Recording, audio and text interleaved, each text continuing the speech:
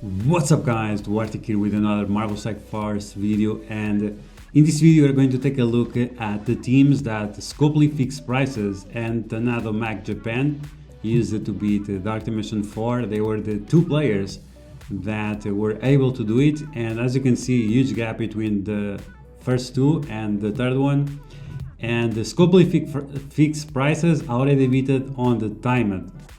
Okay. So we are going to take a look at that, and we are also going to take to make a small discussion about which character should be the 100 shards reward for the first clearance of Dark Dimension 4. So yeah, if you like the information on this video, like always, make sure you share it with your friends on Facebook and Discord. If you're new to my channel, make sure you subscribe for more Marvel Strike Force content, and make sure you smash that like button. That always helps the channel. So yeah, let's take a look at the nodes, and we have some interesting findings here, and we'll no longer be able to see which teams they used it, because I guess most people already or did it faster or something like that. But as you can see, for most people, they are using the character that I guess it appears on every single team is Ghost. So like I always said, Ghost is going to be the most important character. Then we have a few teams where they use Baron Zemo, other teams that use the Captain America and Black Widow. Then as you can see, Mordo right here is a cheap mystic character. Some people went for Thor, other people went for Thanos. Thanos makes sense because he is part of the Black Order, and the Black Order, they are still pretty good on Arena. Thor, I guess, depends on the red stars, but I'm not sure if this guy has exactly the highest red stars possible. But yeah, overall you have those.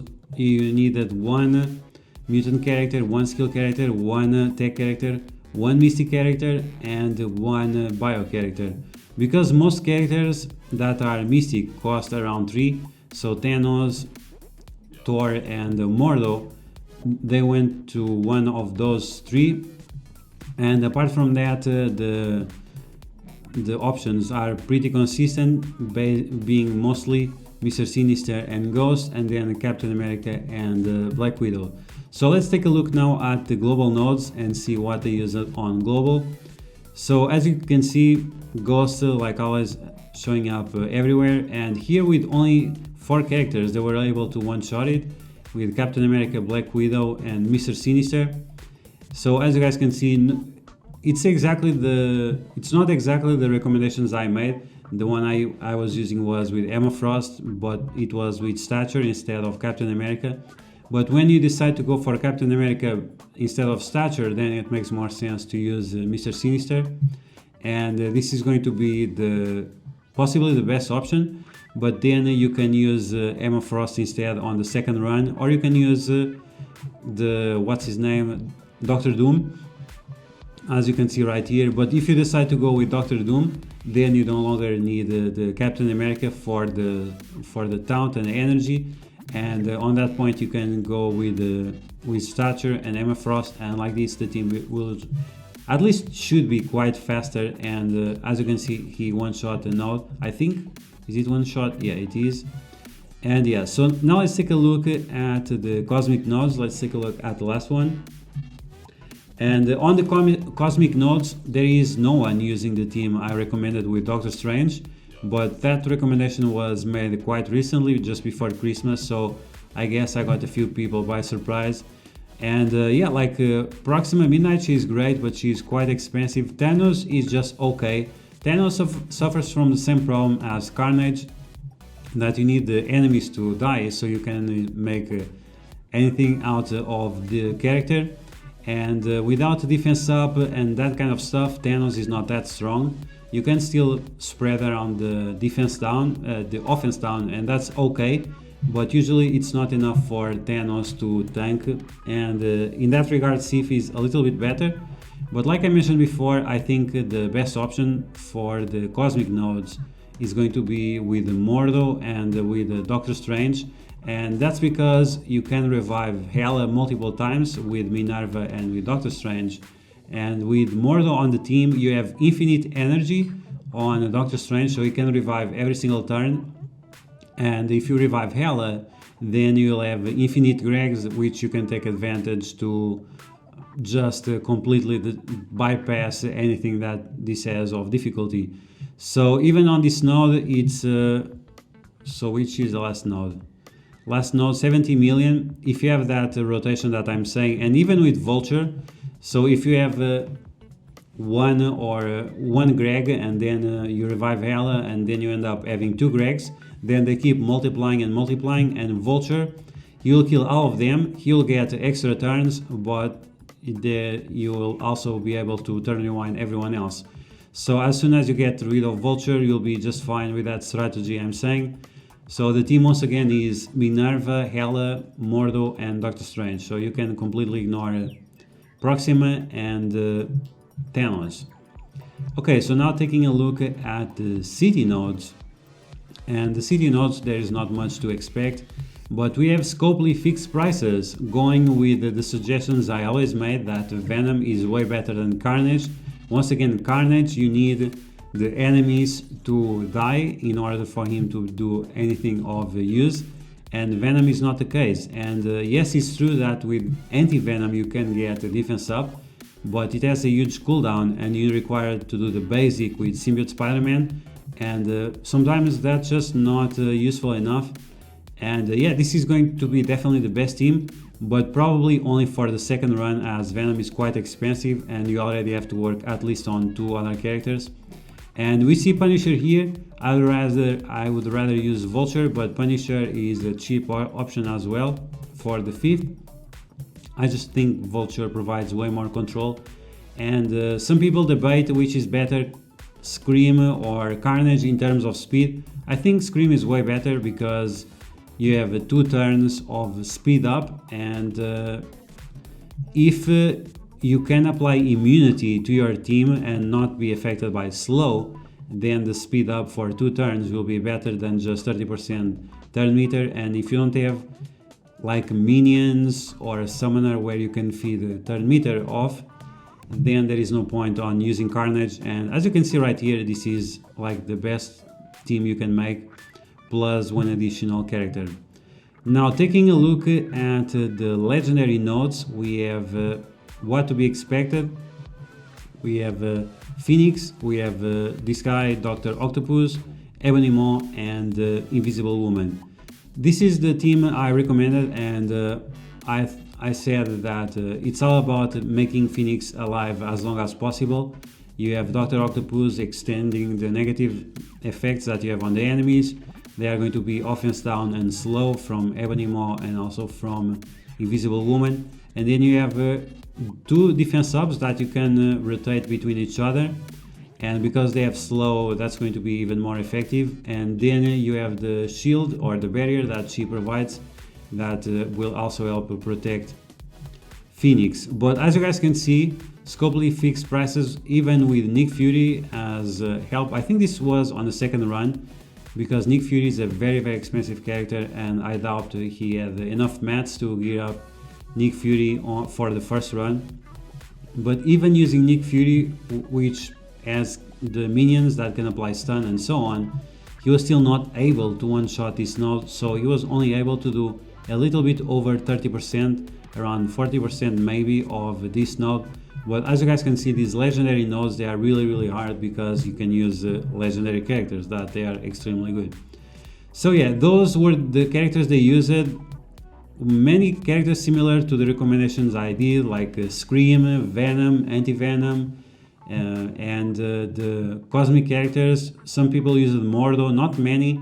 Not many people also use the Doctor Strange. I think Doctor Strange, when people see the gameplay of Doctor Strange and Mordo together with Hela on Dark Dimension, people will be very impressed. I might make a video about it next week. And yeah, so now let's take a look at the characters that are being debated in order to be the reward of Dark Dimension 4.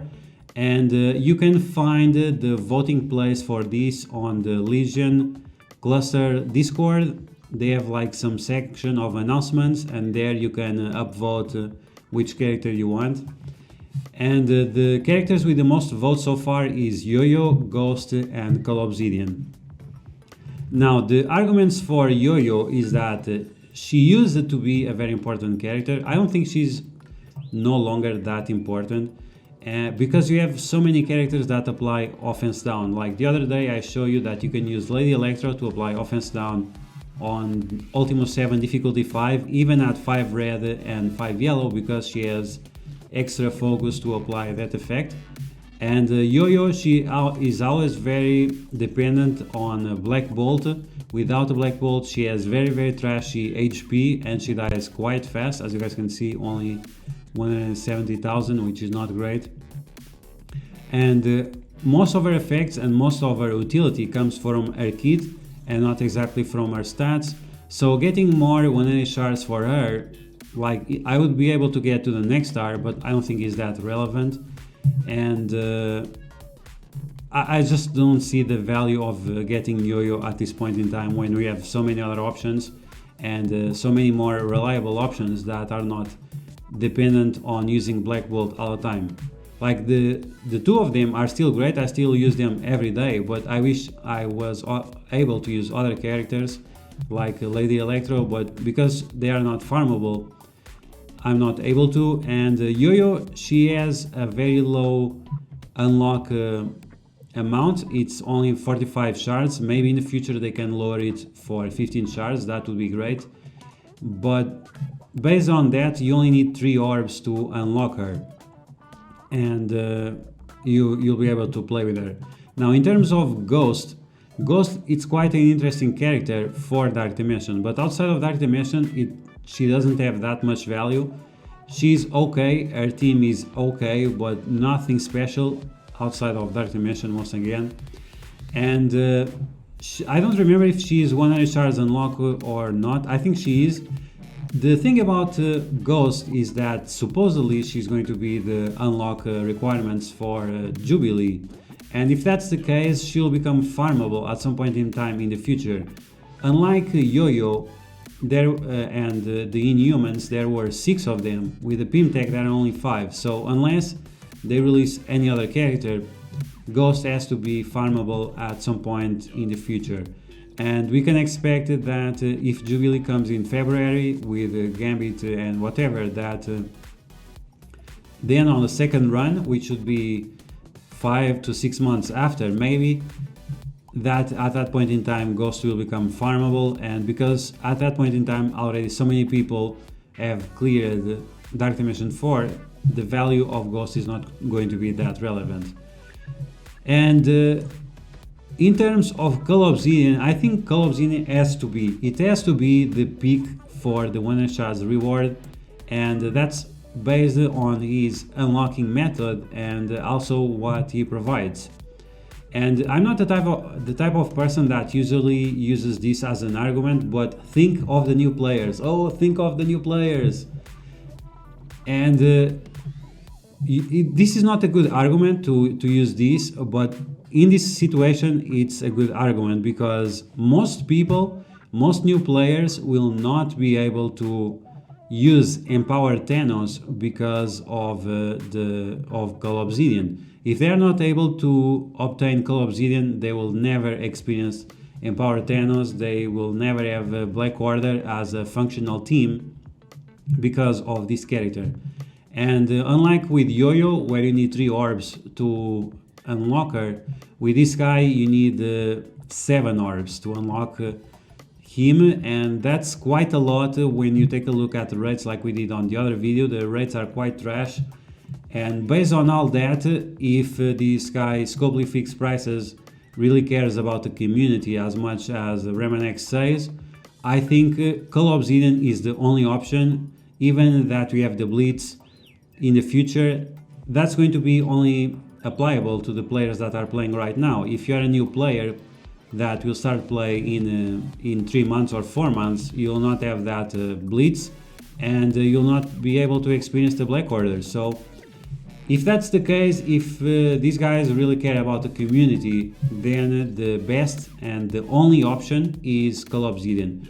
But you guys can help that decision being made by checking out their Discord. Once again, Legion Cluster on Discord. You can find their links probably on Casino's channel or some other content creators channel. So yeah guys, that's going to be the video. I hope you guys enjoyed my thoughts on the characters that these two players use it, and which should be the pick for the 180 shard, the reward of the first clearance. This should be some kind of calendar or something that we'll see in the future. So I hope you guys enjoy it. If you did, you know what to do. Smash that like button like a boss.